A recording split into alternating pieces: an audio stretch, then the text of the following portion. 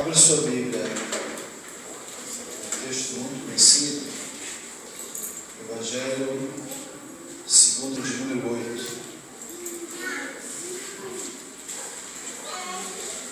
A partir do verso 22.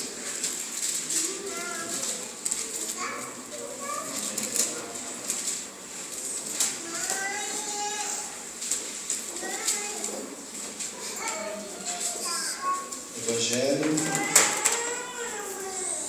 segundo escreveu Lucas, no capítulo 8, o verso é a partir do 22. É um texto muito conhecido,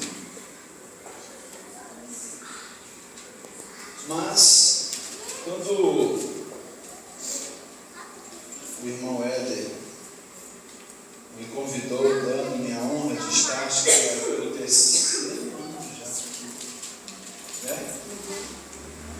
O ano passado, a primeira vez, o ano passado, que bênção. Obrigado, pastor. Terceiro ano que estamos aqui, podendo compartilhar com os irmãos dessa festividade, aniversário dessa igreja. E aí eu fiquei pensando, Jesus, o que eu vou pregar lá? E Deus colocou esse texto no meu coração. E eu quero nessa noite refletir com os irmãos, de maneira rápida, aquilo que Deus tem para nós. A partir do verso 22 diz assim: E aconteceu que, num daqueles dias, entrou num barco com os seus discípulos e disse-lhes: Passemos para outra banda do lago. E partiram. E navegando eles, adormeceu. E sobreveio uma tempestade de vento no lago. E o barco enchia-se de água, estando eles em perigo. E, chegando-se a ele, o despertaram, dizendo: Mestre, Mestre, estamos perecendo. E ele, levantando-se, repreendeu o vento e a fúria da água, e cessaram, e fez-se bonança. E disse-lhes: Onde está a vossa fé? E eles, temendo, maravilharam-se, dizendo uns aos outros: Quem é esse, que até o vento e o mar ele fala e eles lhe obedecem? Amém? Poder sentar.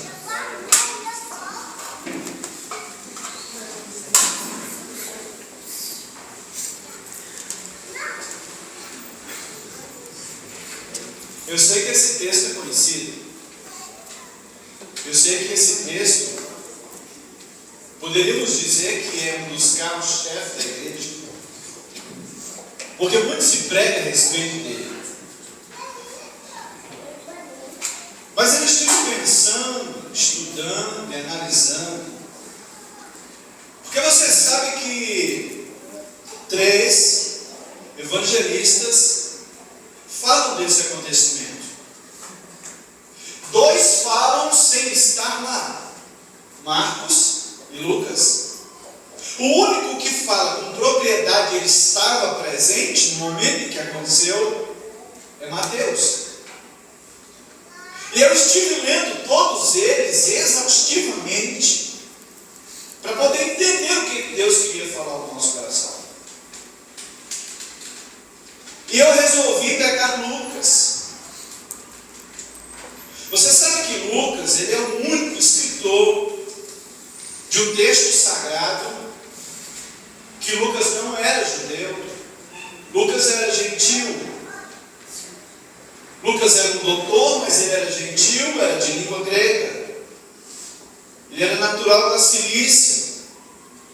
Então ele, na mentalidade dos judeus, ele jamais poderia escrever um texto, porque todos os escritores, eles eram judeus ou hebreus. Mas Lucas foi escrever não só esse evangelho, mas também o livro de Atos? Você sabe por quê, irmão? Porque Deus, Ele escolhe quem Ele quer para fazer o que Ele quer, para o louvor da glória de Deus.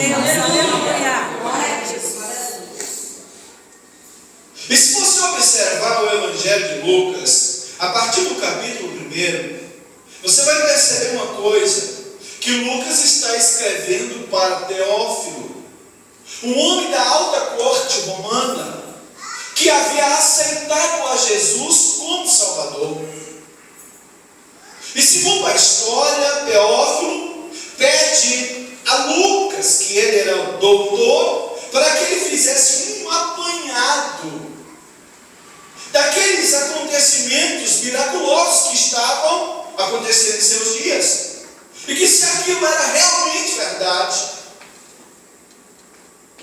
Então Lucas é um evangelho que, quando vamos estudar a história da igreja, a gente tem que partir de Lucas, porque ele traz de forma cronológica os acontecimentos como aconteceram na época. Assim ele escreveu.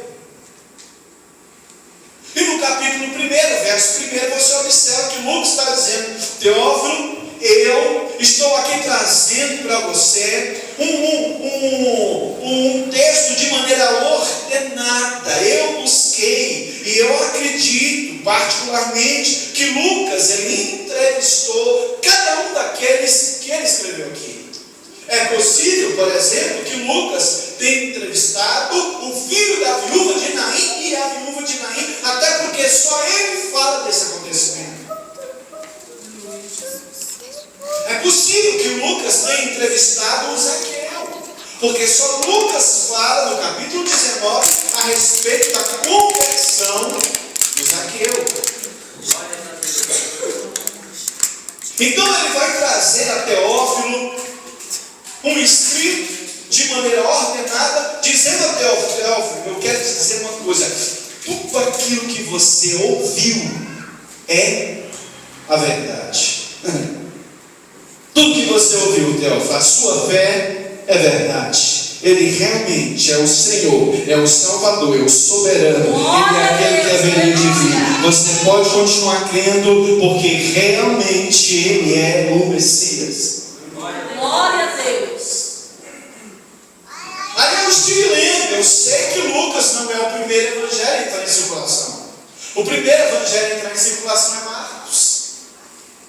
E Marcos é um evangelho que traz a ajuda do apóstolo Pedro, e por isso é chamado de evangelho petrino. Agora Lucas, ele tem a ajuda do apóstolo Paulo, e é chamado por isso de evangelho paulino. Paulo ajuda Lucas a escrever esse evangelho.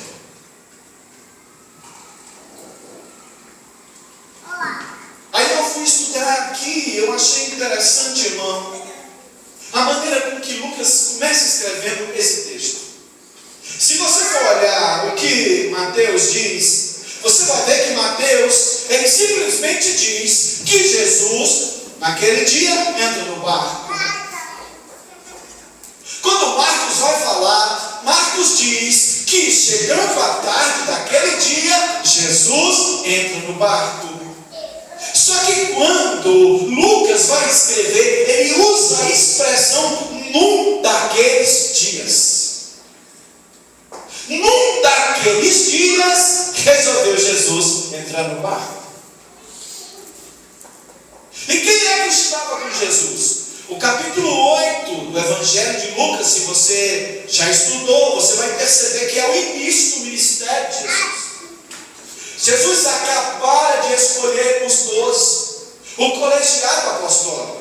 Você sabe que um rabino, para que ele pudesse começar a pregar, ele tinha que ter a maioridade judaica, que era 30 anos. E para que ele tivesse credibilidade, ele precisava ter uma escola que os judeus chamam de estivá. E em uma estivá era necessário que tivesse no mínimo o que eles chamam de Miriam, que é 10 homens circuncidados. Jesus tinha 12.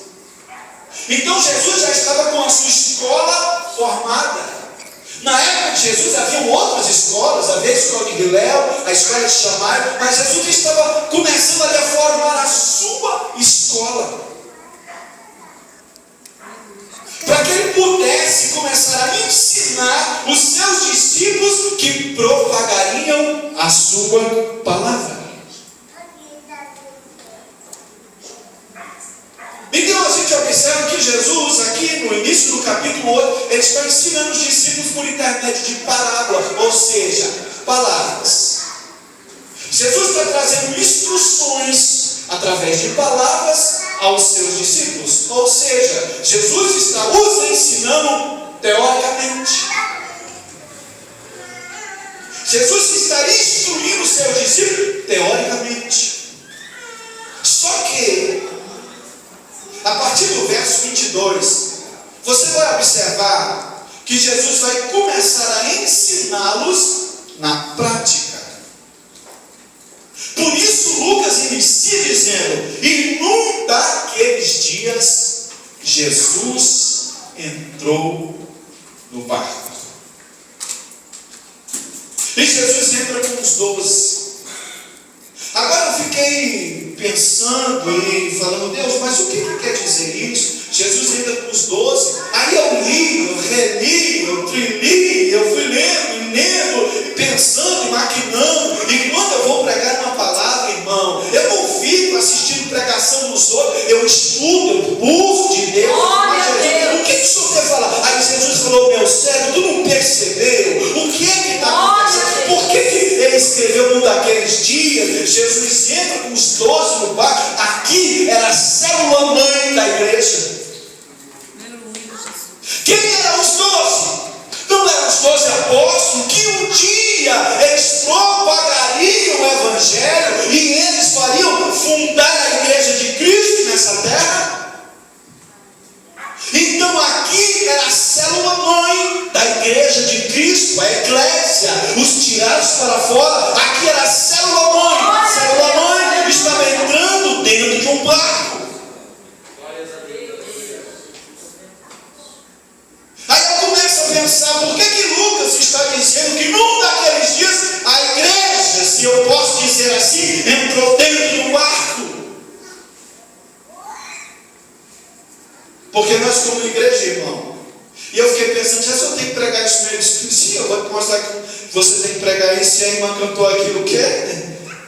O hino do barquinho.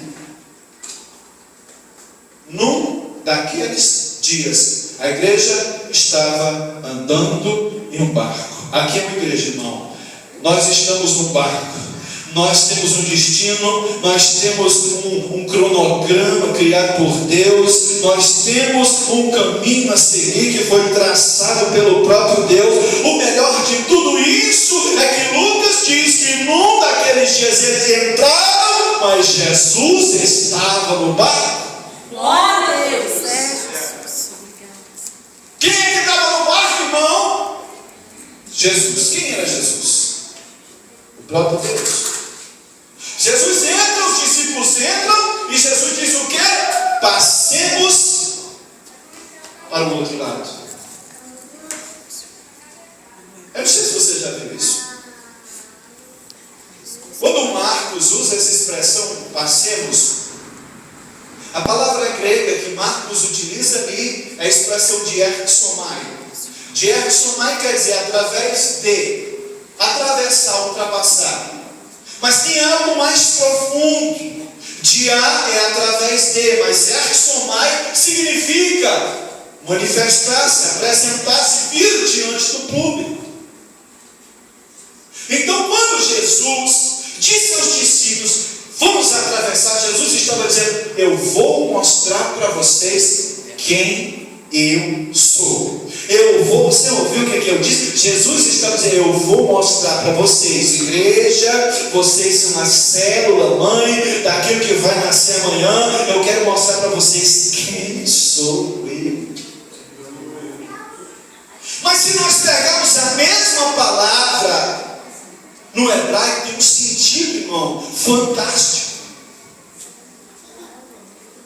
Você lembra do livro de Josué, no capítulo 3? Deus Deus diz ao povo dele que ultrapasse o Jordão. Deus disse ao seu povo: olha, vocês vão agora atravessar o Jordão para assumir a terra que eu disse que daria a vocês. E eles vão. E o que Deus disse a eles? Deus disse: vocês vão passar. O que Jesus disse? Passemos. Aí Deus diz a ele: Josué, você e esse povo vão passar. Só que tem um porém. Vocês vão atravessar o Jordão. Mas quando vocês forem atravessar o Jordão, vocês vão ter que levar em primeiro lugar a arca, a Arona Kodesh. A arca vai na frente e vocês vão carregando, os levitas vão carregando a arca. Conforme a arca for passando, ela vai abrindo espaço. E você observa que o texto do capítulo 3, o verso 17 diz que eles passaram a pé seco. A palavra passar no hebraico é abá. O que quer dizer abá? Abá tem o sentido de ultrapassar. Glória a Deus, aleluia. Ultrapassar, passar sobre. Você sabe o que, irmão? Que Deus estava dizendo quando disse ao Senhor: passe, Ele estava dizendo: olha, vocês vão passar. O Jordão não vai impedir vocês de chegar do outro lado. Sabe o que é? A palavra que Deus disse é que vocês vão passar, vocês vão ultrapassar. Não tem nada que vai impedir com que vocês cheguem ao destino que eu disse que vocês deveriam chegar. Você está entendendo o que eu estou dizendo? Deus diz: vocês vão passar, vocês vão chegar, o rio não vai impedir. E é verdade que a Bíblia diz que enquanto a arca ia passando, e ela representava a própria presença do Eterno, irmão, a terra, ela ia se abrindo, a água que tinha ali, ela ia se afastando e eles iam passando a pé seco. Sabe por quê, irmão? Porque quando Deus está na frente, as coisas, o que tiver na frente como barreira, ela vai ter que cair. Porque se Deus está na frente, irmão, a barreira vai ser rompida, vai ser transposta, porque Deus está na frente e você vai chegar no destino que Ele disse que você chegaria. Aí agora, no Novo Testamento, a gente vê a mesma coisa. Só que lá não estava mais a Arona Kodesh, a arca sagrada. Lá estava o próprio Deus, um corpo humano, dizendo aos discípulos: passemos para lá. É interessante que você continua lendo e você vai ver uma coisa. Se você quiser permanecer com sua Bíblia aberta, observe aí. Lucas diz que num daqueles dias, Jesus entra com eles no barco e diz: passemos para o outro lado. E partiram. Eles obedeceram uma ordem. Apesar de os discípulos não estar muito de acordo com aquilo que Jesus estava dizendo. Você sabe por quê? Aonde é que eles estavam indo? Na terra de Gadara. Nenhum judeu pisaria os pés em Gadara. Sabe por quê, irmão? Aquele lugar onde Jesus estava dizendo que os discípulos fossem, em primeiro lugar, lá era o cemitério. E você sabe que o judeu, principalmente aqueles que eram consagrados, aqueles que se chamavam nazireus, ele não podia chegar perto do defunto. Para eles era um escândalo Jesus ir a um lugar onde tinha um monte de defunto. Outra coisa, eles já conheciam a história daquele endemoniado. A história do endemoniado já havia corrido vários lugares, então os discípulos, eles não iriam lá. E em terceiro lugar, aquela localidade era o quê? Era uma espécie de uma mini fazenda que comportava porcos. Você sabe que judeu jamais chega perto de porco, porque para ele é um animal impuro. Por isso que Lucas está dizendo que Jesus, ele deu uma ordem e aí eles partiram, ou seja, eles contra a sua vontade obedeceram, porque quem estava dando a ordem era o próprio Deus. Agora observe uma coisa aí, irmão. E navegavam eles, todos, Jesus e os 12. Só que um daqueles que estava dentro do barco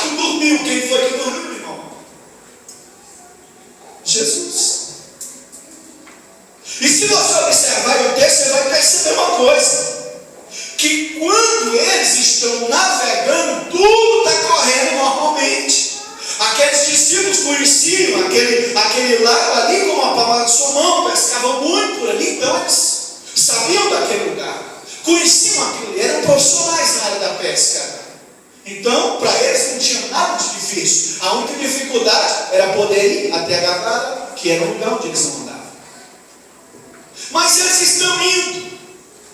Enquanto eles estão se dirigindo para lá, o texto diz que Jesus dormiu.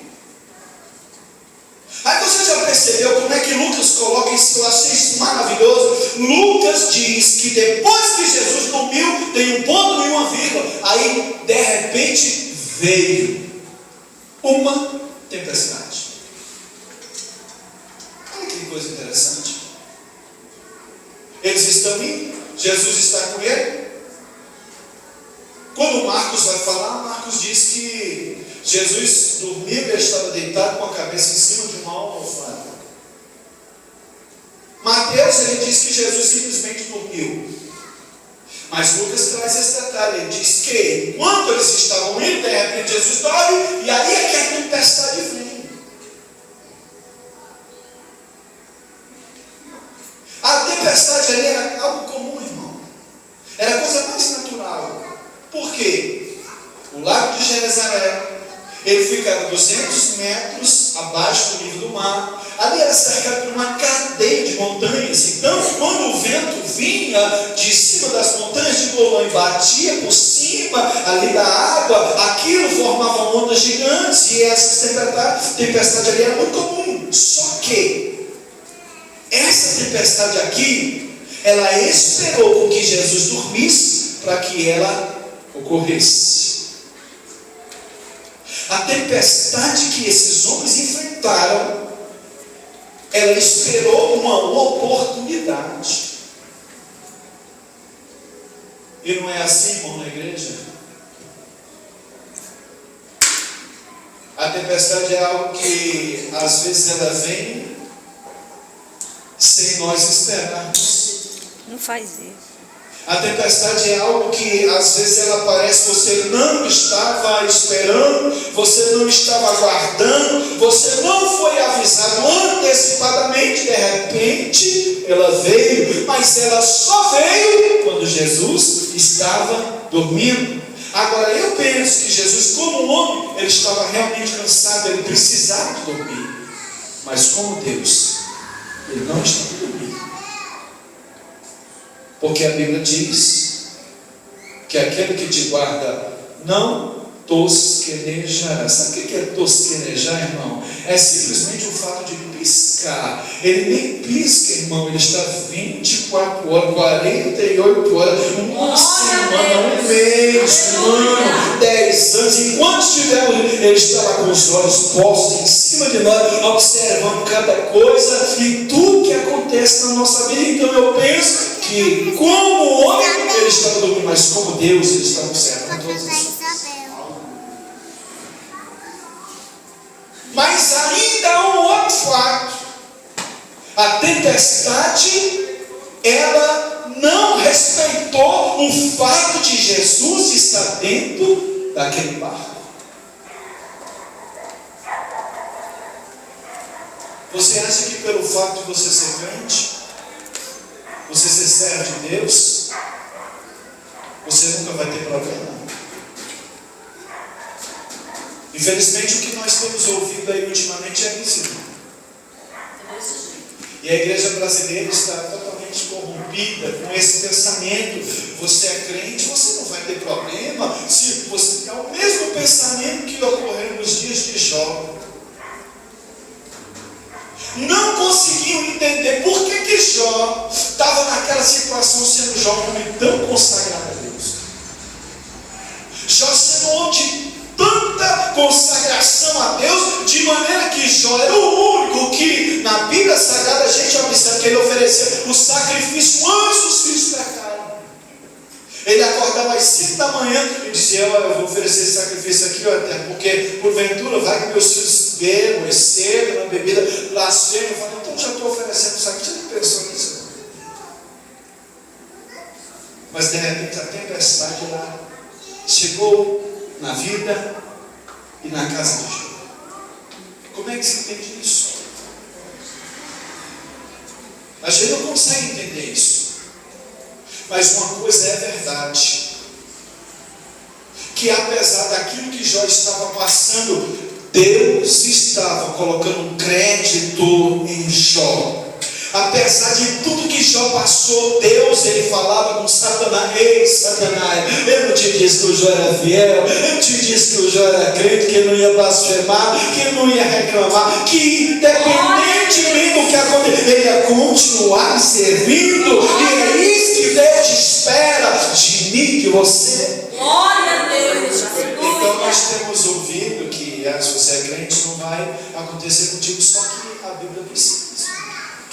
O que eu vejo aqui é que Jesus estava no barco e a tempestade só esperou ele dormir para vir. E os discípulos tentam fazer tudo o que eles podiam. Isso é como eu e você. A gente só vai buscar a Deus quando a gente chegou no médico e ele só. Infelizmente, isso aqui não é.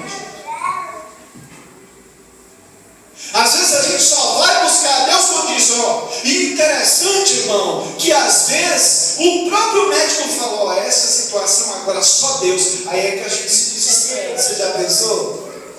E quando o médico vai dizer, não, ainda tem um recurso, não, vamos fazer aqui uma quimioterapia, vamos dar um jeito, se não der aqui, a gente vai para a rádio e vamos ver se dá um jeito. Aí ele diz, não, mas não tem jeito. Aí ele fala para você, agora só Deus, aí a gente desespera. Quer dizer que enquanto estava na mão do homem não tinha jeito, né? Mas quando passa para a mão de Deus, a gente agora já era.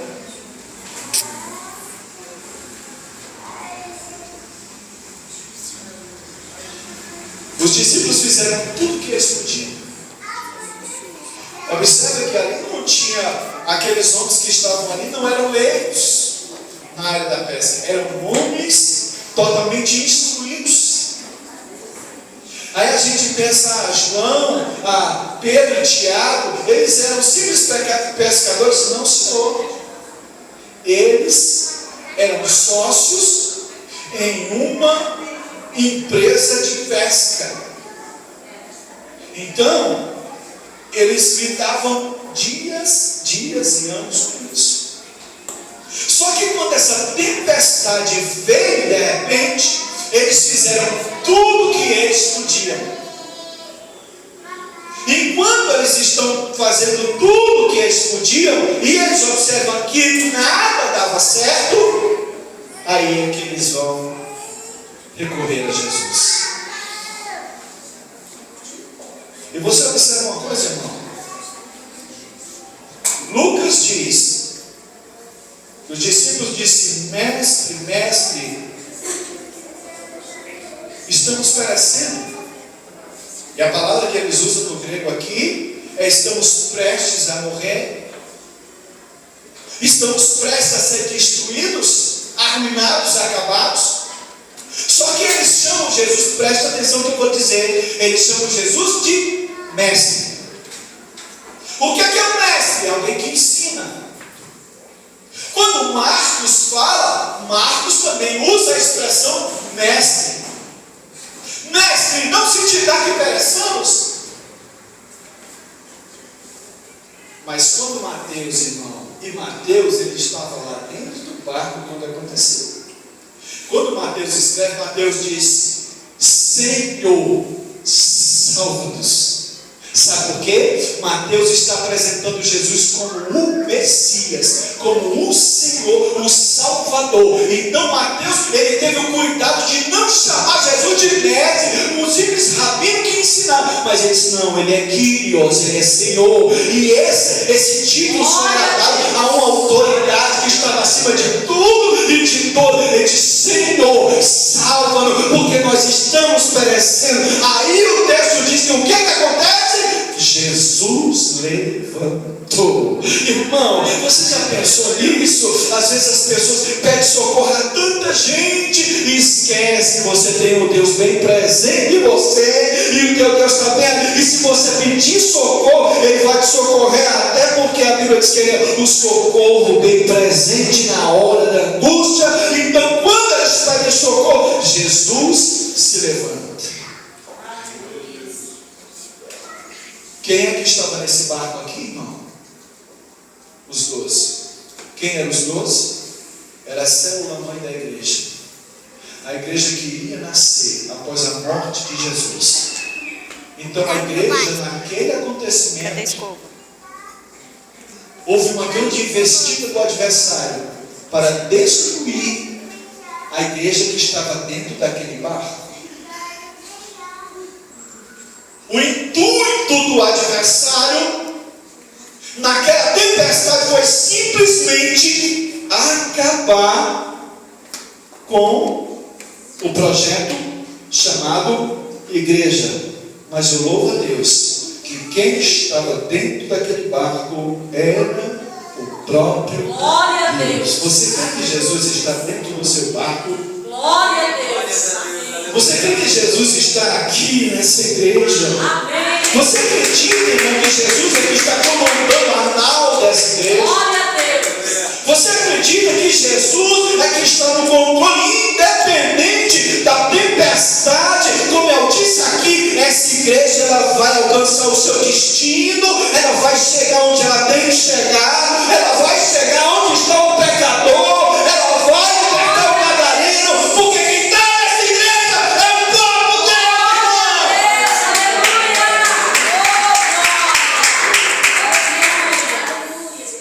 Aí você pensa, por que a igreja ainda existe? Irmão, tanta gente já tentou parar a igreja.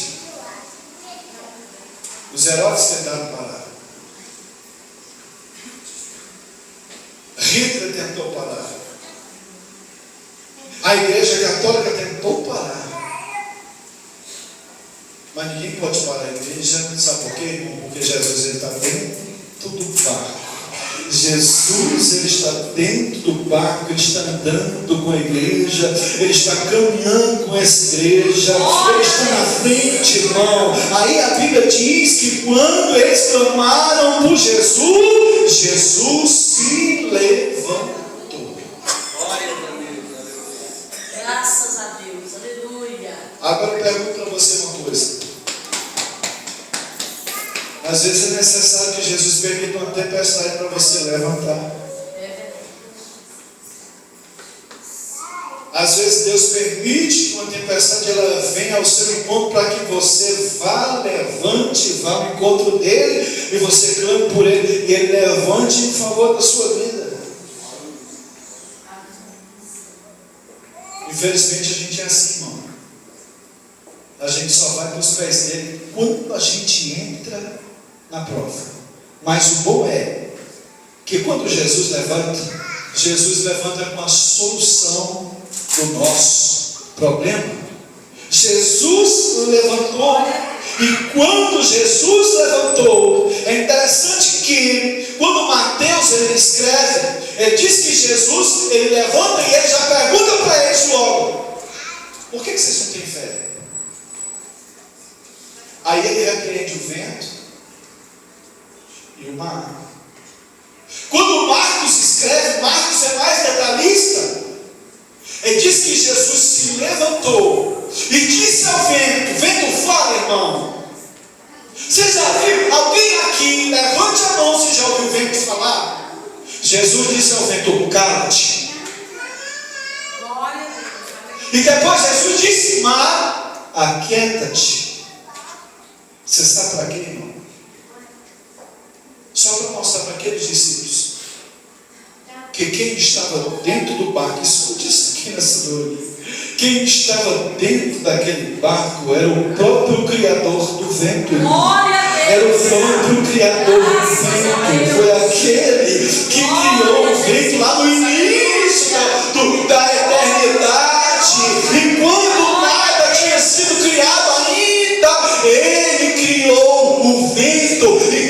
Jesus diz ao vento, cala-te, o vento se mete. Eu tenho que parar. Tu é que manda, tu comanda, tu é que tem o controle de todas as coisas. Então eu tenho que parar. Jesus é o único que pode parar o vento. E eu quero te dizer uma coisa aqui nessa noite: o vento conhece a voz de Jesus. Você lembra que quando Jesus, conversando com o príncipe de Israel, um homem de uma instrução maravilhosa, Nicodemos conhecia os 613 preceitos da lei de cor. Ele fazia parte do Sinédrio. Ele tinha uma daquelas 72 cadeiras, ele tinha um lugar ali. Mas quando Jesus começa a dizer a Nicodemos, o vento sopra aonde quer e ouves a sua voz, mas não sabe nem de onde vem nem para onde ele vai. Você sabe o que Jesus estava dizendo? Nicodemos, tu já viu alguém controlar o vento? Alguém pega, e a Bíblia diz: quem é que pode pegar e conter o vento com sua mão? Ninguém. Mas esse homem que estava aqui dentro do barco, irmão, ele disse: vento, para. E o vento teve que parar. Você está entendendo o que eu estou dizendo? O que o teu Deus é capaz de fazer? O teu Deus é capaz de dizer a qualquer luta, qualquer adversidade: ei, pronto, cessa. E ela vai ter que cessar. Ela não vai, irmão, mas conseguir. Você sabe por quê? Porque quem estava dentro daquele barco era o próprio Deus. Só que os discípulos dele não perceberam isso. O bonito é que o maior problema deles era o vento, porque o texto diz que veio um vento e Jesus se dirige ao vento, e o mar só estava revolto por causa de quem? Do vento. Então quando Jesus para o vento, ele disse: ei, mar, pode ficar tranquilo aí, eu já resolvi o problema. Jesus primeiro vai na causa do problema. Qual é a causa? Era o vento. Depois o efeito, Jesus acalma. E o texto diz que houve grande bonança. Sabe por quê, irmão? Porque Deus estava dentro daquele barco.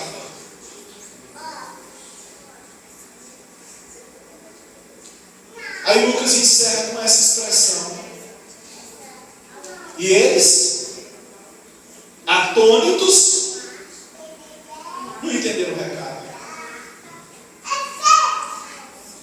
Eles não aprenderam a lição, porque ficaram um ao outro. Mateus perguntando para Tiago, Tiago perguntando para Pedro, Pedro perguntando para João, e os demais apóstolos: quem é esse que até o vento ele dá uma ordem de obediência? Ô irmão, é tão triste quando a gente não consegue perceber que Deus está na igreja. É tão triste quando a gente não consegue perceber que Jesus ele está guiando a sua igreja. Eles ficaram perguntando: quem é esse? Só que quando eles pisam os pés em Gadara, irmão, vem a resposta. E você viu quem foi que teve que dar a resposta para os discípulos? Quem foi que deu a resposta para os discípulos? O próprio diabo teve que dar a resposta. Você vai querer que o diabo te dê uma resposta da parte de Deus? Porque enquanto os discípulos estão perguntando: quem é esse que até o vento e o mar? Eles não perceberam. E na mentalidade judaica, eles sabem que quando o Messias, o Mashiach, viesse, ele tinha poder de controlar o vento e os fenômenos da natureza. Glórias a Deus, aleluia. Eles não perceberam que quem estava lá era o próprio Deus. Escuta uma coisa ali nessa noite: quem está no controle da igreja é Deus, irmão. Glória a Deus. Quem está no controle, escute isso aqui nessa noite, quem está no controle dessa igreja, pastora Rosa, é o próprio Jesus. Amém. Quem está no controle do comando dessa igreja é o próprio Deus. Essa igreja ela vai atingir o destino dela, ela vai chegar onde Deus quer que ela chegue. Ninguém vai poder impedir, parar, cessar. Não adianta colocar obstáculo, não adianta colocar na justiça, não adianta fazer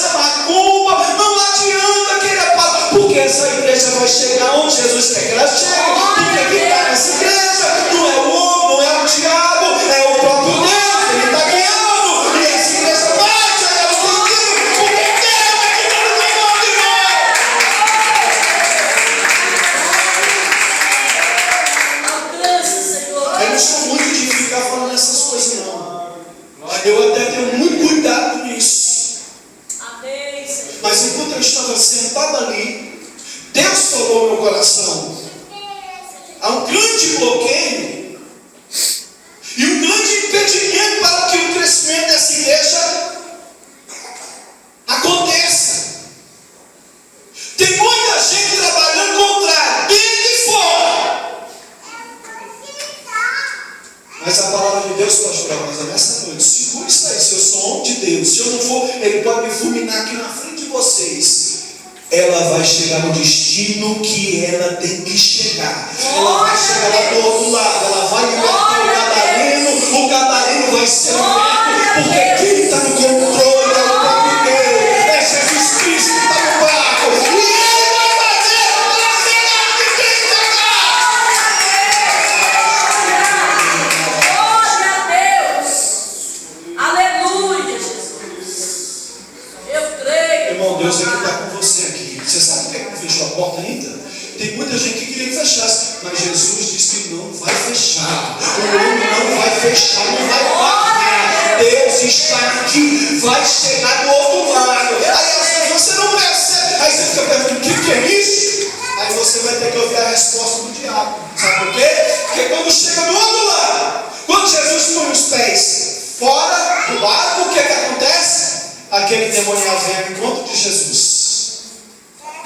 E quando aquele endemoniado vem ao encontro de Jesus, o que ele fez, irmão? O que ele fez? Você leu aí? Ele prostrou-se e o adorou. Os discípulos estão perguntando: quem é esse que o vento e o mal obedece? Aí o diabo lá do outro lado: vocês são muito bestas, vocês, me perdoe a expressão, vocês não perceberam, esse aqui é o próprio Deus. Por isso que ele prostrou e adorou. Sabe o que é adorar, irmão? Adorar no grego é prosqueneu. Prostrante dele, tem que prostrar e reconhecer que aquele que estava ali era o maior Deus. Ele é Deus. Louvado seja o nome do Senhor.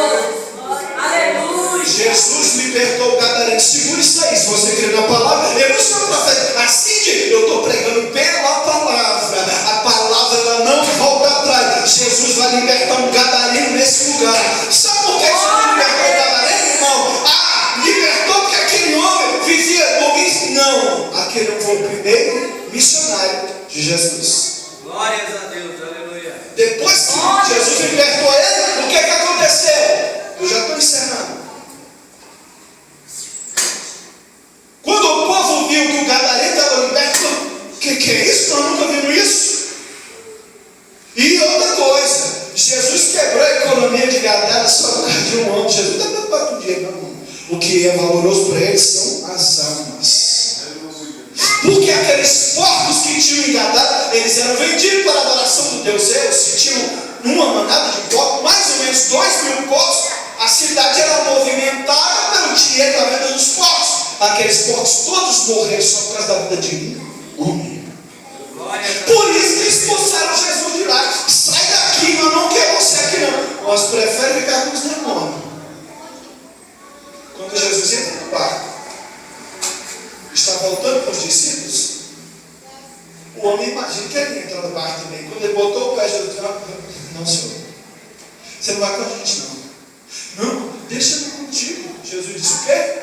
Não, você não vai não. Vai e diga aos teus quão grandes coisas fez quem? Deus com você. Jesus vai embora. Só, irmão, que eu penso que o Gadareno chega em casa e ele não aguentou contar só para a família dele. Lucas diz que esse Gadareno aqui, ele pregou aonde? E você vai ver que ele pregou em toda a Decápolis. Sabe o que era Decápolis? 10 cidades gregas: Dion, Pison, Pela, Canata, Rafana, Gerasa, Damasco fazia parte. Aí agora você vamos voltar, vamos mais na frente um pouco e vamos analisar. Quando o apóstolo Paulo, que ainda não era Paulo, mas era Saulo, está indo lá para Damasco destruir os cristãos que estavam lá. Sabe quem pregou para eles? O Um homem que era totalmente endemoniado. Mas um dia, ele teve um encontro com Jesus. Glória a Deus, aleluia. Segura essa palavra aí. O gadareno trouxe muitas pessoas aos pés de Jesus. Ele saía dizendo: olha, eu era aquele. Você lembra? Porque a cidade de Gadara movimentava-se por causa da cultura daquele gadareno. As pessoas diziam: olha, aqui tem um endemoniado. Muitos pagavam para ir lá só para assistir a miséria daquele homem. Mas quando Jesus libertou ele trouxe muitas pessoas aos pés de Jesus. Sabe por quê? Porque Jesus estava naquele lugar. Se coloque em pé.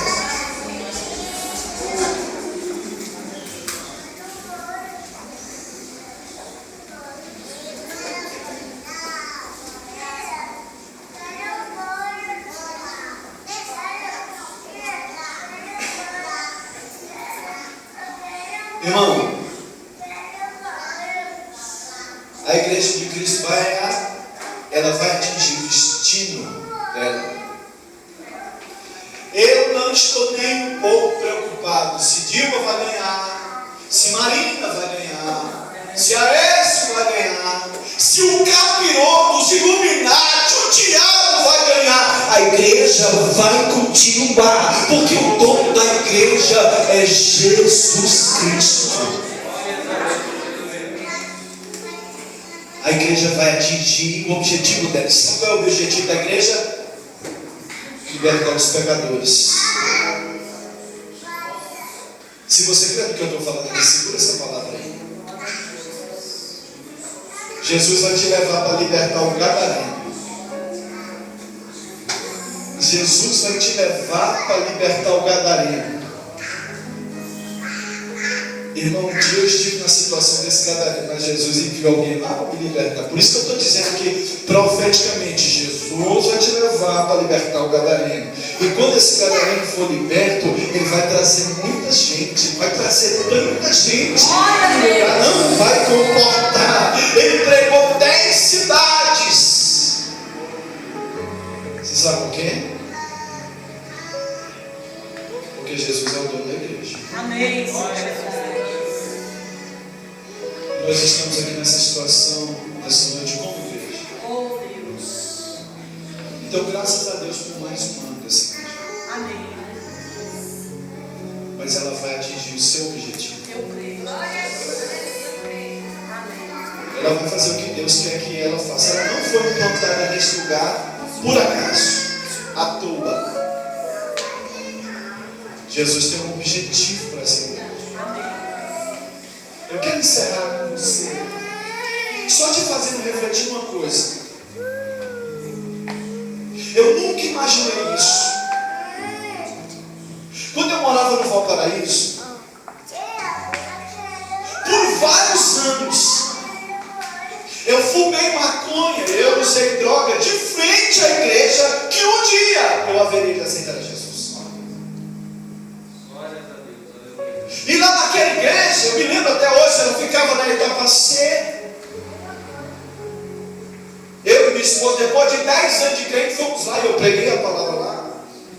O pastor não era mais o mesmo, era outro pastor, ele não conhecia a minha história.